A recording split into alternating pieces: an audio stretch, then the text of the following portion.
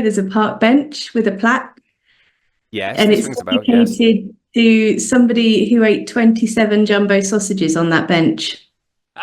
And I thought that's brilliant. That's what you want to keep as folklore as well going forward. Get radio breakfast with Rich Smith.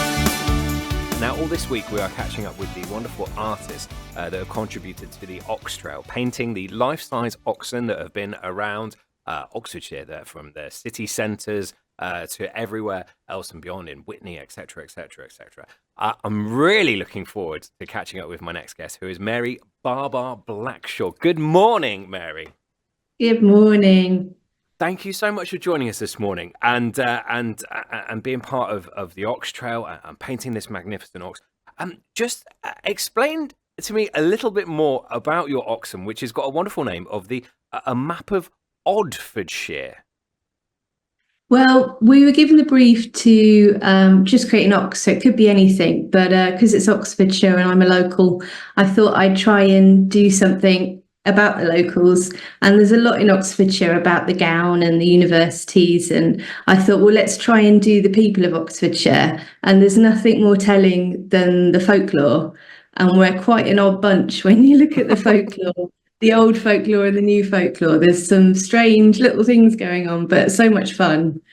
I can well imagine, and it adds another dynamic into not only just painting, decorating, making your beautiful oxen, but also delving into, like you say, the history and some of the weird and wonderful things. Have you got any examples of maybe the most surprising or the oddest thing that you found? Oh, so many. I loved it. It was so much fun. I would guess the funniest one was in Henley-on-Thames. Right. It was in the 1800s. There was a highwayman, and normally highwaymen were in the 1700s. So that was a bit strange that he was 100 years late. And he just loved doing it. He just loved dressing up and trying to hold up these coaches. And he held up one coach, his first coach, and they said, what are you doing? Why are you dressed like this? It's ridiculous. You're 100 years late. And he said, well, give me your money. And they said, well, follow us home because we haven't got any money on us. So they followed him home, but they actually took him to the magistrate's court. And so this highwayman got all the way to the magistrate's court, and then he legged it. But they found him later in a local pub because he was in the full highway attire. Wow. That was a good one. Wow. I mean, just unearthing that. I mean, bless the people of Henley-on-Thames as well, just being 100 years late for a highwayman. That is fascinating. It's quite addictive.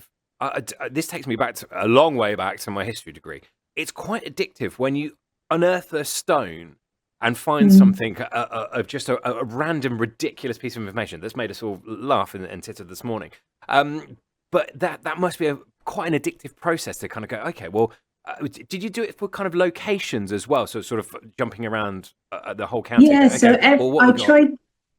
I tried to make sure that every spot in Oxfordshire had some sort of representation.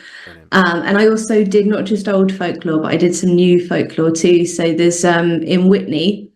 Good. Yes, big up Whitney. Yeah. Sorry, I'm from Whitney. Yes, come on. There's a park. I don't know if you know. There's a park bench with a plaque. Yes, and it's dedicated to somebody who ate 27 jumbo sausages on that bench. And I thought that's brilliant. That's what you want to keep as folklore as well going forward. It absolutely is. And actually, being from there, someone mentioned a bench, and I did not know that the plaque that was on it. That is absolutely bonkers, and I love it. But it's the whole point. It's discovering more about where you live, and you've done a very sort of broad spectrum, but even just fascinating stuff like you said about Henley and Whitney as well. There's some absolutely brilliant things on that. Getting round to away from the sort of folklore side of things, the artistic side of things.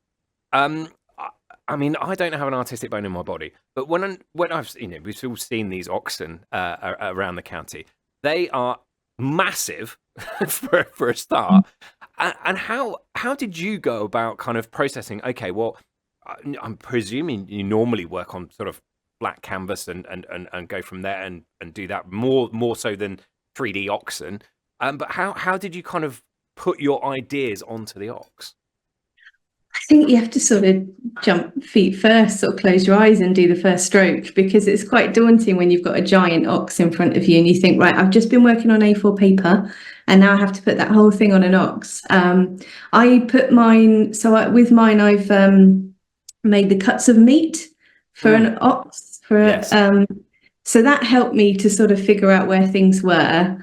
And you just have to sort of once you do the first few strokes and you get it covered in paint, you're less nervous. And with all the other artists, because we were lucky enough to get a space at the Westgate, so there were a few artists all together.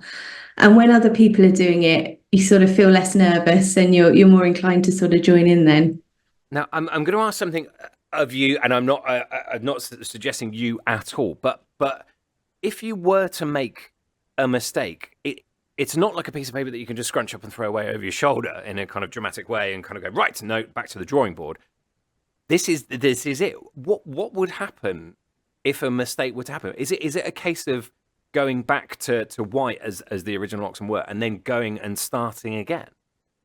No, it's very forgiving, actually. I mean, we all made a few mistakes and you can just wipe it off with a bit of towel and start again. So it wasn't too bad. Once it's varnished, that's where you start sort of getting a bit nervous when the varnish goes on, because then that's it.